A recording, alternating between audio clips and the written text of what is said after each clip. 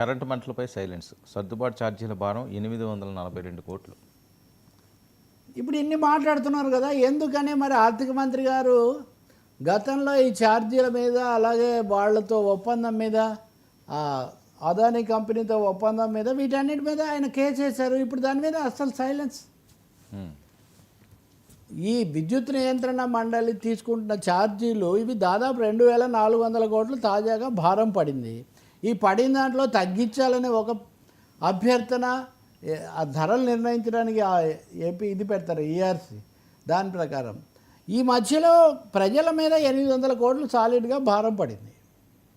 ఇంక ఇది కాకుండా రేపు ఇండోసోల్ అని అట్లాంటి భూములు వాళ్ళందరూ తెచ్చేవన్నీ అవి ఒకవైపున ఉన్నాయి. వీటి మీద ప్రభుత్వం వైఖరి ఏంటి? భారం పడిందా లేదా? గతంలో వైసీపీ వాళ్ళ నిర్ణయాల వల్ల మా పడింది అని చెప్తారా? అవి లేకుండా చేస్తామని మీరు హామీలు వాగ్దానాలు ఇచ్చారు కదా, కొత్తగా మీరు కూడా వేస్తున్నారు ఎందుకు? సో ఈ ప్రశ్న, దీని మీద వామపక్షాలనండి కార్మిక సంఘాలు చాలాసార్లు ఆందోళన చేస్తున్నారు. వాళ్ళు ప్రతిసారి విచారణ జరిపినప్పుడు వెళ్ళి చెప్తున్నారు, కానీ సమాధానం రావటం లేదు.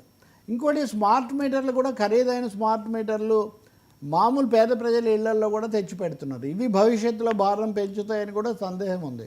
సో విద్యుత్ మంటల మీద, విద్యుత్ అనేది చాలా కీలకమైన సున్నితమైన సమస్య ఆంధ్రప్రదేశ్కు సంబంధించి. చంద్రబాబు నాయుడు గారు మాట్లాడితే 1995 నాటి ముఖ్యమంత్రి అని అంటుంటారు, కానీ 2000 సంవత్సరంలో విద్యుత్ శక్తి నాడు కూడా ఆయనే ముఖ్యమంత్రి. విద్యుత్ శక్తి ఉద్యమం రాష్ట్ర భవిష్యత్తును, అసలు ఆ తర్వాత తెలంగాణ ఉద్యమం చాలా వాటిగా దారితీసిన విషయం కూడా గుర్తుపెట్టుకుంటే, విద్యుత్ శక్తి రంగంలో సాగుతున్నటువంటి ఈ భారాల విధింపు, దీని మీద మాట్లాడమనాలి కదా మంత్రివర్గంలో.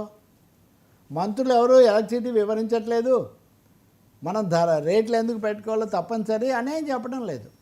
కాబట్టి 100 కోట్ల భారం ప్రజల మీద పడటం అన్నది చాలా సీరియస్ ఇష్యూగా ఉంది. దీని గురించి ఒక సమాధానం కూడా లేదు.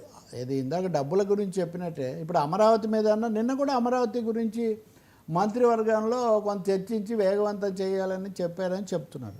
దీని మీద అట్లాంటివి కూడా లేవు.